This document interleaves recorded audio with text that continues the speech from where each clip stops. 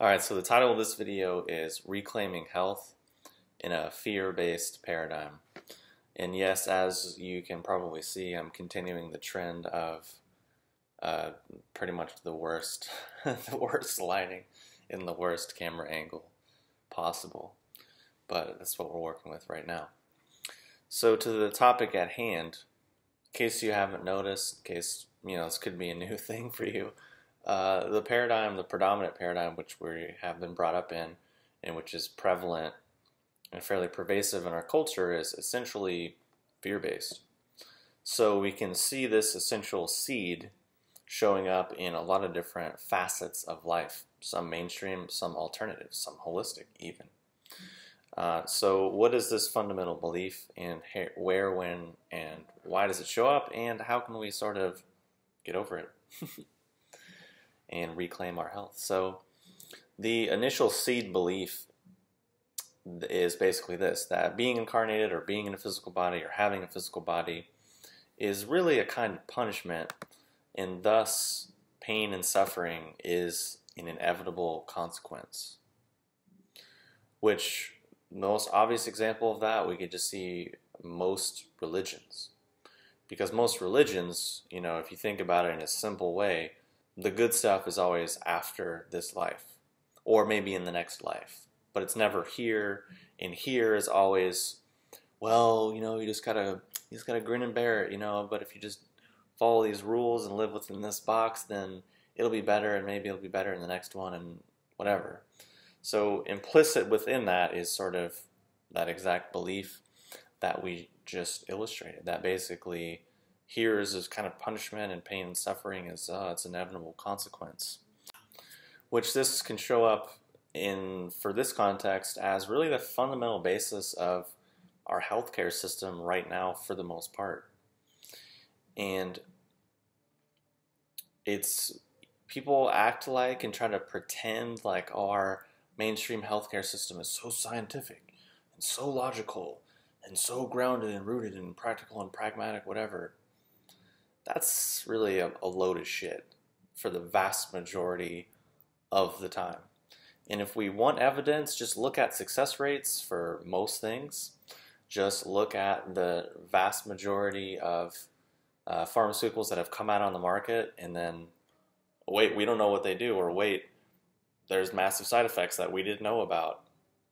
Is that scientific? I don't know. Is having this multi-billion-dollar industry basically experimenting on people, is that very scientific or pragmatic? It's not really for me to say yes or no, but maybe just for us to question. But really, if we look at it, it's essentially coming back to this kind of fear-mongering type of paradigm, which really creates a fundamental distrust of the physical body. And that's pretty easy to see in our culture, because things that are put down are typically also elevated and exaggerated at the same time. So our culture has this huge obsession with the physical body and the way it looks. And it's really all of this stuff about form but usually at the expense of function. And that's really out of the suppression. So this tends to also create a real fundamental putting down of the physical world. And this shows up really fairly ubiquitously, because another erroneous thing that people think is, oh, well, we live in a materialist world. This is a very materialistic society. It actually isn't very materialistic, because if this was materialistic, then we would actually have like a real enjoyment and fine appreciation for materials. But we really don't, because most of the things that people consume are cheap, mass-produced, low quality, high volume, no attention to detail, highly disposable, highly consumable goods. So that's not very materialistic at all. It's actually, I don't even know what that is. It's this sort of like dull gray area where we're sort of we're not really spiritual. We're not really in that realm. We're also not really in this realm either. We're kind of just putting it all down, and it's this big fucked up mix of who knows what. But anyways, it's kind of beside the point. So anyways, this fundamental sort of belief or fear or putting down of the body can also show up in alternative and or holistic methods as well. Because really, the real care of our body and expansion or evolution or transformation isn't really replacing one ideology with another. That's the most common thing that happens, is people just jump from ideology to ideology and run around in circles and think that's progress or think that's evolution, but often it's missing some key components. Because the fear of the body, the putting down of the body, can also show up as the hyper care of the body, which is really apparent and obvious when a person becomes completely devoted and just usurped by a particular ideology. And the tough truth to put out there and to say is that a lot of people that I've seen and talked to, and a lot of people have come out, is that oftentimes people get obsessed with diet purity, and then actually it's because they were either bulimic or anorexic. And there's actually a term for that, which is orthorexia, which is a real thing, which a lot of people don't really want to talk about, because it's sort of a religious thing where we put up all these walls, we put up all these barriers, we put up all these labels about ourselves. And it's just really that. It's a barrier. It's a protective mechanism that if someone says, well, actually, maybe you're not really that label. How dare you say that? No, no, no. And then it's defensiveness. It's because we're touching something deeper. So the real question here isn't this ideology or that ideology or this thing or the other. It really comes down to the focus and the direction of our will. And is it going in the direction of forcing the body into some mental image or concept out of fear and mistrust of the body and of nature and of the natural world?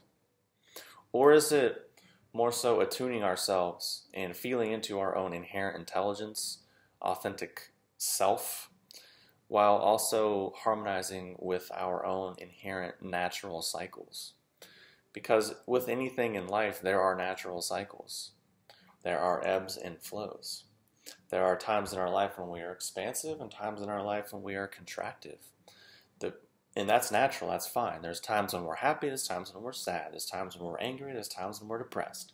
Those are all fairly natural responses to life, because life is a bunch of squiggles. Life is up and down. Life isn't just a linear set of straight lines like we try to insist that it should be. The real issue is just that when we say, maybe we're at a phase of rest and relaxation, that's just the natural cycle that we're on. But because our society is all based on fear, we just, you gotta just push through it. Just you can rest, you can do that when you're retired or later on in your life. Don't worry about it. Take this energy drink, take these stimulants, and just push on through it. Because just the way in which we're conditioned is basically suppression and or, on the other extreme, addiction to particular feelings and or emotional states that we might have. And really we're sort of talking about something a bit more in the middle, maybe.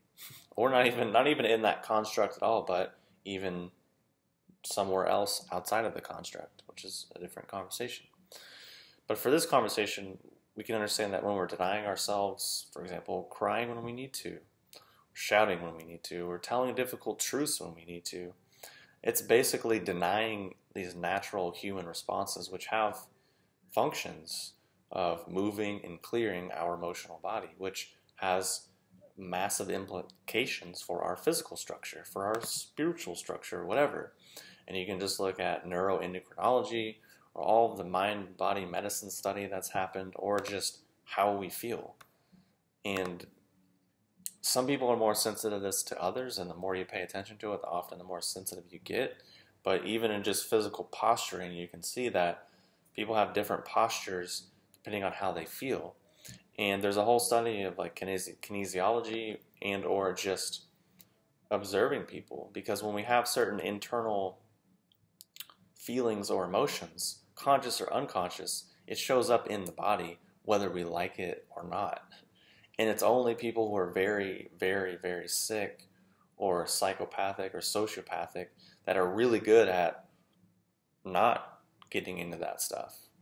Which there's a lot of sort of trends or suggestions to live like that in our culture because, you know, the way we're raised in school, we're put into these boxes and we're basically potty trained to only go to the bathroom at certain times and only eat at certain times and really compartmentalize ourselves to all these different things. So in a way, you know, society makes us crazy to a large degree, or at least exacerbates different things, which even that perhaps has its natural course because there's a certain again cycle and ebb and flow where we come into the world, we're very harmonized, and then we get all this acquired stuff put on us, and then we flip around and then we start to get rid of the acquired stuff and go back to what is really underneath it. And perhaps that is the way or the path or the Tao or whatever to reclaiming health in a fear-based paradigm. Because as long as this deep fear or mistrust is like vibrating inside of us, then it's gonna sort of, what's the word? It's gonna cause other things to resonate in sympathy. That's the word I'm looking for. Kind of like you have two guitars facing each other and you play one, the other one will start to vibrate, or acoustic guitars, that is. So, you know, we could have the conversation and say, you know what, fuck this paradigm, fuck pharmaceutical drugs, doctors, and all this bullshit. This is all terrible. I hate it. I hate this world. Ugh, it's so dumb, the government. You know, there's plenty of people on the internet right now basically having that conversation. And I tried to say it in the most juvenile way possible because that's, if we break it all down, that's essentially what the conversation is and what people are saying is it's this sort of adolescent kind of conversation. And I don't mean adolescent in a put down way, but if we look at the times in our lives when we are naturally the most sort of angry and bitter and resentful, it's like when we're a kid and when we're an adolescent. Because those are the times when we are really trying to define ourselves and figure ourselves out. And it's that force of anger which has a positive function for helping us to define ourselves and say, well, this is me and this is what works for me and this is what I'm going to do and da-da-da-da, and establish this clear boundary. And then from that clear boundary, create space for our heart to open, for us to feel open and vulnerable, and all these other things can happen. But if we just identify with that anger and just, that's all we have, and we're just always hitting that button all the time, becomes a bit of a limitation, becomes a bit of a Johnny One Note where we're just going around in circles. And then that is really more so what tends to create the imbalance. It's just like in the same way if you ate the same food every single day for 20 years, at some point that food, which used to be nourishment, becomes a toxin, becomes a pathogen, because your body is just so producing the same digestive enzymes and same acids all the time that eventually it's an immune response, and that thing is viewed as something other, something foreign and evil. Or not evil, but something that's going to cause some inflammation or whatever in the body. So we can put down all of these things. We can blame and guilt and shame, all of these things. But unless we're actually understanding those seeds exist within us as well, unless we are resolving those seeds within ourselves, I mean, it's not really necessarily that constructive.